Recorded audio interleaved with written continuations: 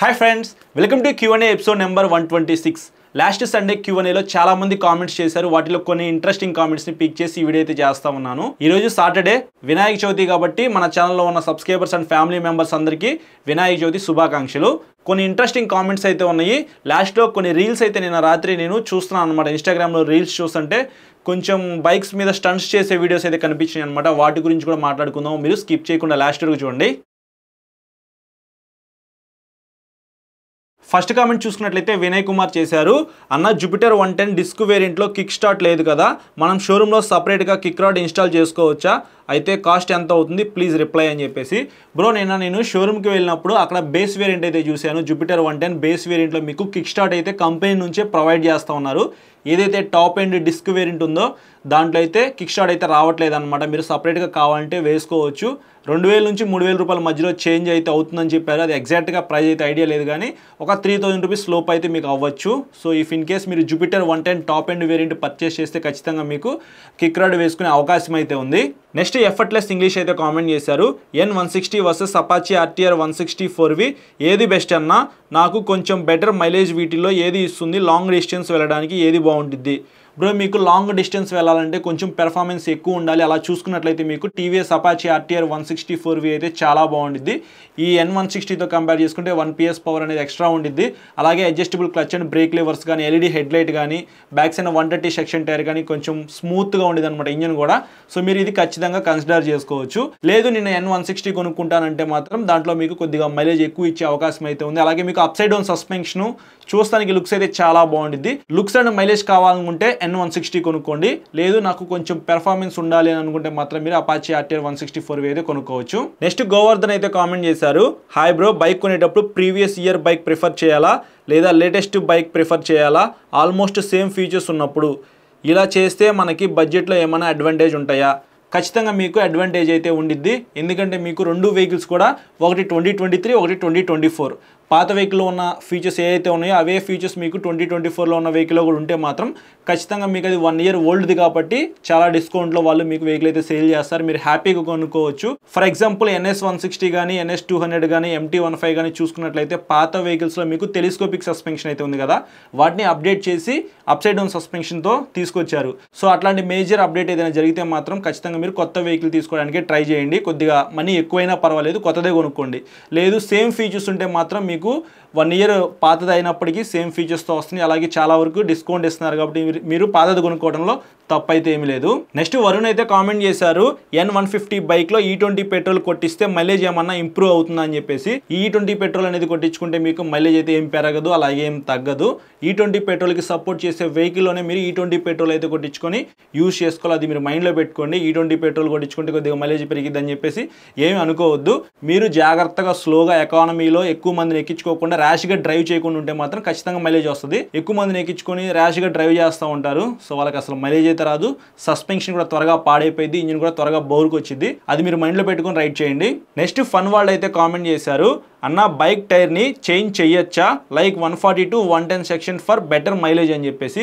Bro, పెద్ద tyre మీకు ఉందనుకోండి, ఫర్ ఎగ్జాంపుల్ 140, 150 సెక్షన్ టైర్ ఉంటే 160కి అయితే వెళ్ళొచ్చు. మీకు బెటర్ గ్రిప్ కావాలి అని అనుకుంటే 150 సెక్షన్ టైర్ నుంచి 130కి, 120కి అయితే రావద్దు. ఎందుకంటే కొద్దిగా పెర్ఫార్మెన్స్ ఎక్కువ ఉన్న వెహికల్స్కి కొంచెం వైడ్ టైర్స్ అయితే ఇస్తారనమాట. ఒకవేళ మీరు సన్న టైర్లు వేశారనుకోండి, వెంటనే టైర్ అయితే బర్స్ట్ అయిపోయిద్ది, అలాగే త్వరగా అరిగిపోయిద్ది, యాక్సిడెంట్లు అయితే అవుతాయి, స్కిడ్ అయిపోయింది అనమాట ఊరినే. సో అట్లాంటి తప్పు అయితే ఏమీ చేయొద్దు. కాబట్టి ఒక స్టెప్ అయితే ముందుకు వెళ్ళండి, కానీ వెనక్కి అయితే అస్సలు రావద్దు. నెక్స్ట్ శ్రీరామ అయితే కామెంట్ చేశారు. అన్న, ఎయిర్ ఫిల్టర్, ఆయిల్ ఫిల్టర్ ఎన్ని కిలోమీటర్స్కి మార్చాలి అని చెప్పేసి. ప్రతిసారి మీరు ఇంజిన్ ఆయిల్ మారుస్తారు కదా, అప్పుడైతే ఆయిల్ ఫిల్టర్ మార్చుకోండి. Better performance and better mileage కావాలనుకుంటే ప్రతి 2 సార్లు ఇంజిన్ ఆయిల్ మార్చినప్పుడల్లా ఎయిర్ ఫిల్టర్ అయితే మార్చుకోండి. అప్పుడైతే మీకు చాలా బాగా పెర్ఫార్మ్ చేసింది వెహికల్ అయితే. ఫ్రెండ్స్, నిన్న ఇన్స్టాగ్రామ్లో కొన్ని రీల్స్ అయితే చూశాను. ఇక్కడ ప్లే చేస్తాను చూడండి. ఒకటి, ఒక అమ్మాయి అయితే ఒక డుకాటి వెహికల్ అయితే రైడ్ చేస్తూ ఉంది. చూసారు కదా స్టంట్ అయితే. అలాగే ఇంకొక రీల్ అయితే చూపిస్తాను. BMW వెహికల్ అయితే ఇతను రైడ్ చేస్తూ ఉన్నాడు. ఎగ్జాస్ట్ దగ్గర నుంచి ఫైర్ అయితే వస్తూ ఉంది, అలాగే వీలీ కూడా చేస్తూ ఉన్నాడు. చూసారు కదా. ఇట్లాంటి రీల్స్ చూసి కొంతమంది ఇన్స్పైర్ అయ్యి ఇట్లాగే చేద్దాం అనుకుంటారు. వాళ్ళు రైడ్ చేసే వెహికల్స్ అయితే సూపర్ బైక్స్ అనమాట. అవి ఎలా నడిపినా సరే వెళ్తాయి. కొద్దిగా ఎక్స్పీరియన్స్ అయితే ఉండాలి, ఎలా పడితే అలా నడపకూడదు. కానీ మన వాళ్ళు చిన్న వెహికల్స్తోనే ఎలా పడితే అలా నడుపుతారనమాట. అలాంటి రీల్స్ అయితే ఇప్పుడు నేను మీకు చూపిస్తాను. ఫస్ట్ ఇక్కడ ఒక రీల్ అయితే చూడొచ్చు. ఒక అతను అయితే స్ప్లెండర్ ప్లస్ వేసుకుని వస్తున్నాడు వాటర్లో. ఇతను స్లోగానే వస్తున్నాడు, కానీ బ్యాక్ సైడ్ ఇంకొక అతను అయితే హోండా వెహికల్ వేసుకుని స్పీడ్గా వస్తూ గుంతలో పడిపోయారు, చూసారా? ఈ రీల్ వల్ల మనం ఏం తెలుసుకోవచ్చు అంటే వాటర్ ఎక్కువగా ఉన్న చోట వెహికల్ అయితే స్పీడ్గా రైడ్ చేసుకుంటే వెళ్ళిపోవద్దు. రీసెంట్గా తెలంగాణ అండ్ ఆంధ్రప్రదేశ్లో ఫ్లడ్స్ అయితే ఎక్కువైపోయినాయి. రోడ్ల మీద చాలా వాటర్ అయితే వెళ్తూ ఉందన్నమాట. సో అలాంటి టైంలో మీరు వెహికల్ రైడ్ చేసుకుంటూ వెళ్ళొద్దు. ఎక్కడ మ్యాన్ హోల్ ఓపెన్ చేసిందో మనకు తెలియదు కాబట్టి జాగ్రత్తగా అయితే రైడ్ చేయండి రోడ్ల మీద వాటర్ ఉన్న చోట వెళ్లాల్సి వస్తే. నెక్స్ట్ ఇక్కడ ఇంకొక రీల్ అయితే చూడొచ్చు. ఇతనైతే GT 650 వెహికల్ అయితే వేసుకుని వెళ్తున్నాడు. క్లోజ్గా వెళ్ళాడనమాట. లారీలు పక్కనే వెళ్ళటం వల్ల సో మధ్యలో కొద్ది గ్యాప్ అయితే ఉండేది కదా, ఆ గ్యాప్ దగ్గర నుంచి ఎవరో ఒక అతను అయితే వచ్చేసాడు అనమాట. సడన్గా యాక్సిడెంట్ అయితే అయింది. సో ట్రాఫిక్లో ఉన్నప్పుడు చాలా జాగ్రత్తగా అయితే మీరు రైడ్ చేయాలి. ఈ రీల్ ద్వారా మనం అది తెలుసుకున్నాము. నెక్స్ట్ ఇక్కడ ఇంకొక రీల్ అయితే చూడొచ్చు. ఒక అతను అయితే వీలీ చేద్దామని చెప్పేసి క్లచ్ అయితే వదిలాడు. ఆ వెహికల్ అయితే పైకి అయితే వెళ్ళిపోయింది కదా. తర్వాత ఒక రౌండ్ అయితే తిరిగి పక్కన ఉన్న గుద్దిని, చూసారా? సో అతను ఎలా చేస్తున్నాడు ఏందని చెప్పేసి నోరు ఇట్లా తెరిచి చూస్తుంటారు చాలామంది. డైరెక్ట్గా వాళ్ళ మీదకే వెహికల్స్ అయితే వస్తాయి. అలాంటి స్టంట్స్ చేసే వాళ్ళ దగ్గరలో కూడా మీరు ఉండొద్దు. కొద్దిగా దూరంగా అయితే ఉండి చూడండి అట్లాంటివి ఏమైనా చూడాలనుకుంటే.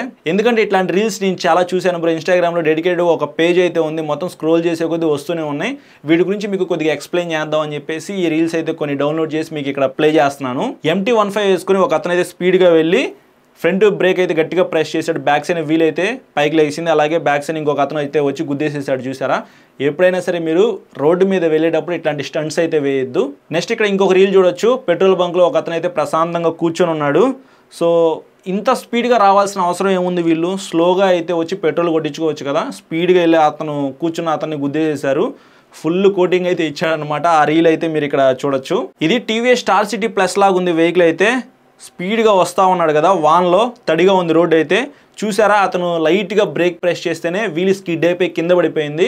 ఎక్కువ స్పీడ్ అయితే వెళ్ళొద్దు. అవి స్పీడ్గా వెళ్ళటానికి డిజైన్ చేసిన వెహికల్స్ అయితే కాదు.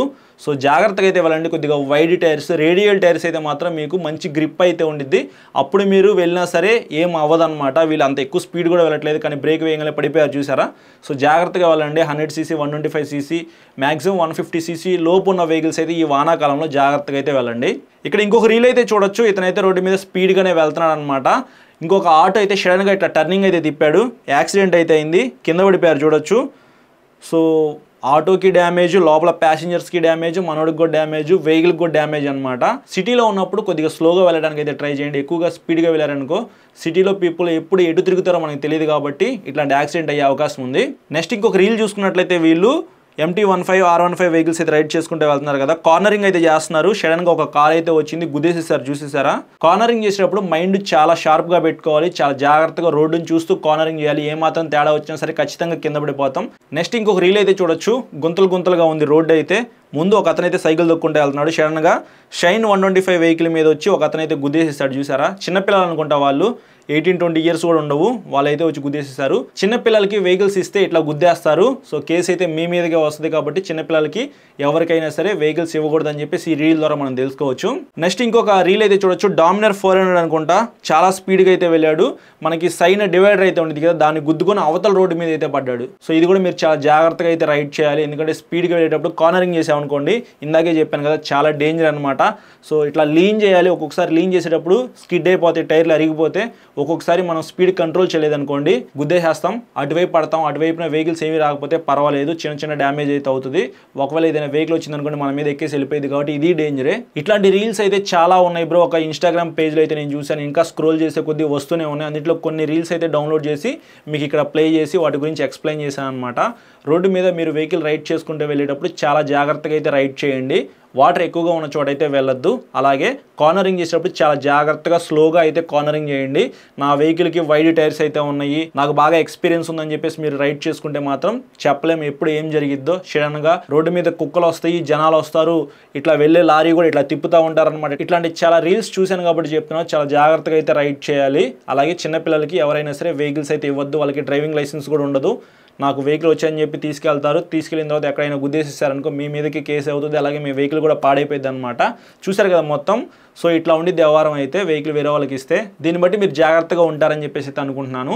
సో ఇది ఓవరాల్గా ఈ సండే క్యూ అయితే మీకు కొద్దిగా ఇంట్రెస్టింగ్ అనిపించింది అని చెప్పేసి అనుకుంటున్నాను. ఈ ఎపిసోడ్ అయితే నచ్చితే ఖచ్చితంగా లైక్ చేసి మీ ఫ్రెండ్స్ అందరికీ షేర్ చేయండి. అలాగే మన ఛానల్కి సబ్స్క్రైబ్ చేసుకుని పక్కన బెల్ ఐకాన్ అయితే క్లిక్ చేయండి. Thank you.